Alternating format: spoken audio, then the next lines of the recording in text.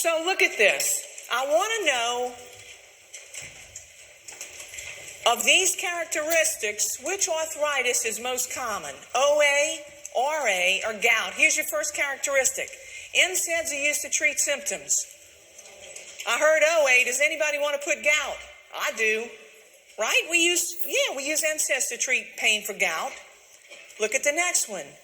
DMARDs, disease-modifying anti-rheumatic drugs, are used to treat, it's RA.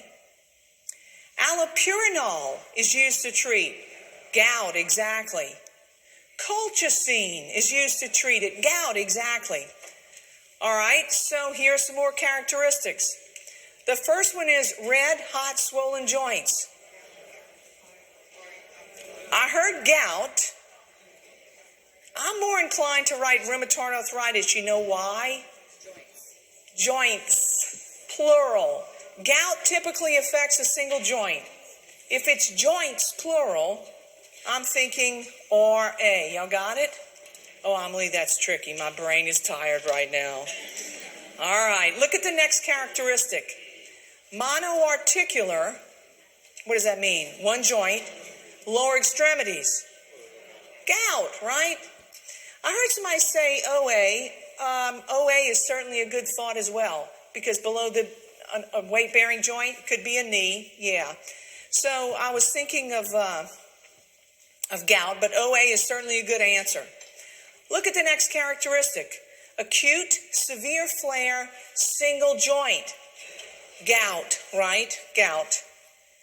Chronic symptoms. I'm thinking OA. Anybody thinking of RA? You sure could. So chronic symptoms could be osteo, could be rheumatoid arthritis.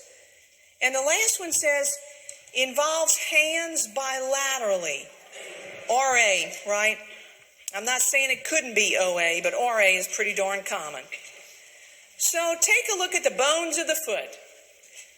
When patients come in with a complaint of foot pain, you need to ask them where your foot hurts.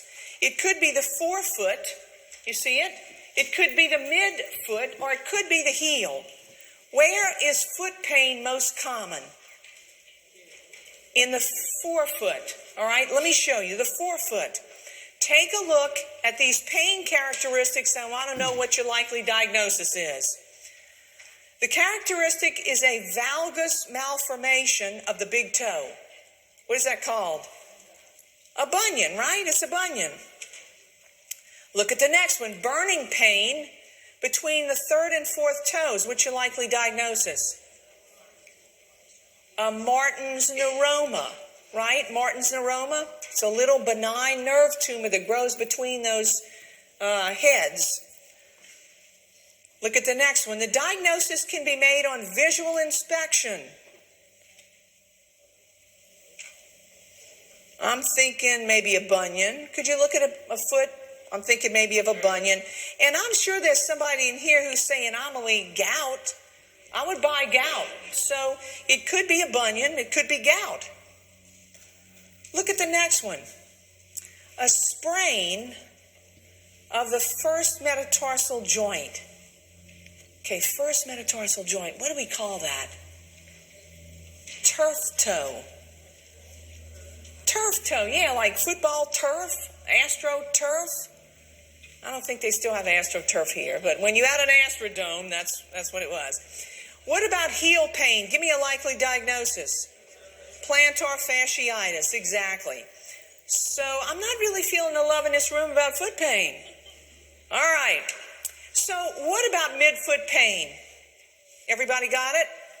All right. Midfoot pain. A common cause of midfoot pain is a fifth metatarsal fracture. Look at my image and look at the fifth metatarsal.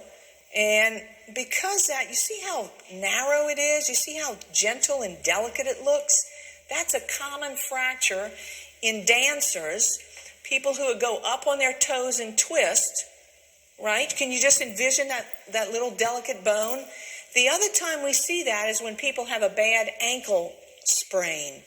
They can have a fifth metatarsal fracture. So we see that fairly often. All right, so there you are. I need to make sure that you know about these soft tissue injuries. So if the diagnosis is a contusion, I want to know what you might find on exam or a common complaint. A contusion, what do we see? Bruising, right? A contusion is a bruise. With a sprain, what is the classic finding on exam? Yeah, it's an injury to a ligament. You see swelling, sure. Injury to a ligament. And we see swelling. And sometimes you can see some pretty impressive bruising, right, with a bad sprain. Look at a strain. What's a strain? It's an injury to a muscle. Can you see anything with a strain usually? No, not usually. Tendinitis. It's an inflammation of a tendon. And what's a classic finding on exam? Pain, right? It hurts. That's why they come in to see you. And look at the last one, bursitis. Bursitis is an inflammation of a bursa. And what's a classic finding on exam? Swelling. What about pain? Pain, right? All right, so everybody got it? All right, let's keep moving. Let's talk about an ankle sprain. And so I want you to take a look at this. In the United States, we grade ankle sprains just like this. Look, a grade 1 sprain is a minimally torn ligament, but we have a stable joint. A grade 2 sprain, look, a more severely torn ligament, but we still have a stable joint. You're going to see a ton of grade 2 patients because it hurts too much to walk. Look at a grade 3 sprain. A completely torn ligament, and now we don't have a stable joint. These people usually end up where? In the ER, exactly. They go to the ER because they can't bear weight. Now, any joint can be sprained, right? The joint that seems to be sprained most often is an ankle sprain. Most people in here have had one. So let's talk about an ankle sprain. When you sprain an ankle, the most common sprain is an inversion sprain. Here's how I remember it. The sole of your foot is your point of reference. If the sole of your foot rolls into your body, it's an inversion sprain. You can keep those patients. When you have an inversion sprain, the ligaments that are injured are the lateral ligaments. And what do you know about those lateral ankle ligaments? Look, here's what you know. Look, they're elastic and stretchy. When you have an eversion sprain, the sole of your foot rolls out, away from the body. The ligaments that are injured are the medial ligaments of the ankle. Look, they're right here, the medial ligaments. What do you know about the medial ligaments in an ankle? They're not elastic and stretchy.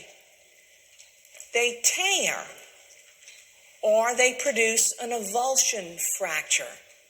You see it? So what's a more serious ankle sprain? An inversion or an eversion? Eversion every day of the week. Thankfully, they are the least common, but eversion sprains usually end up in orthopedics. So how do we manage a sprain, whether it's an ankle, a knee, or a wrist? With the acronym RICE. You remember RICE? Rest, ice, compression, elevation. The whole idea with weight-bearing joints that are sprained, and even non-weight-bearing joints, is that joints heal well when you make them move. So it's always early mobility, which is why for a sprained ankle, either a lateral ankle brace or a boot is very, very helpful in helping those people heal faster. Everybody got it? All right, so there we are. Well, what are you going to do when somebody comes in with a complaint of acute joint pain?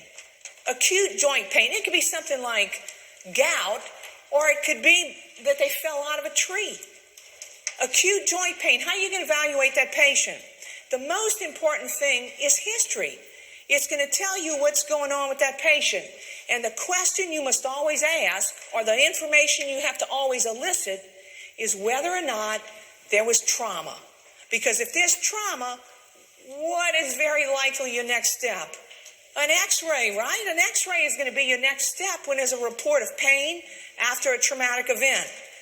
As part of your history in people who come in with acute joint pain, you got to ask and find out which joint. Now, sometimes with a bad ankle sprain, you can even have an injury to the knee joint, right? So you got to find out which joint. Is it a single joint? Is it more than one joint that has acute pain? Are there any other symptoms going on? Is the patient running fever? What might that make you think of? A septic arthritis or an osteomyelitis, exactly. Does the patient have any other diseases? Do they have chronic renal disease? And the acute joint pain they have is secondary to gout. And so you got to get a really, really good history when a patient comes in with a complaint of acute joint pain. Now, how do you evaluate acute pain? Most people in here, myself included, learned the PQRST evaluation acronym.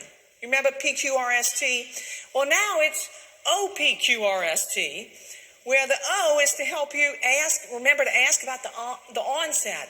So did it start suddenly? Has this been very slow in coming on? Was it traumatic? That's what the O of onset is about. P stands for what causes your pain, or what makes it better. Is it a precipitating event, or is it palliative? Q is obviously the quality of the pain. The R is, does it radiate? Like, does it go from your lower back down your leg? The S are the symptoms associated with the pain. My leg gets numb. What symptoms are associated with the pain? And then finally, when does the pain occur? It only happens when I stand. I can make it better if I lie down. So all of this will help you develop your differential diagnosis and hopefully get right to a good diagnosis. So here's your patient. A 66-year-old male sawed tree branches and removed yard debris for several hours after a major thunderstorm yesterday. He awakened with a painful right shoulder this morning, and he's right-handed. What are 3 likely differential diagnoses? Well, it sounds like he overworked a joint yesterday, right? So what about a strain, an injury to a muscle? What about tendinitis? What about bursitis? So that's what I'm thinking of. Does anybody think a rotator cuff tear? I don't. I don't think that at all. From sawing branches? He's got an overuse injury, right? So I'm thinking something like a muscle, maybe a tendon, maybe a bursa. All right, those are my most likely thoughts. So what are you going to do when patients come in with acute pain after an acute event like that? Usually ice for 2 to 3 days. You remember that? Heat after that sometimes. Rest from whatever the aggravating injury is or activity. What are you going to tell this guy? Go borrow your neighbor's chainsaw, right? Stop using a hand saw. And so you have this little recipe, and I think you know what it is.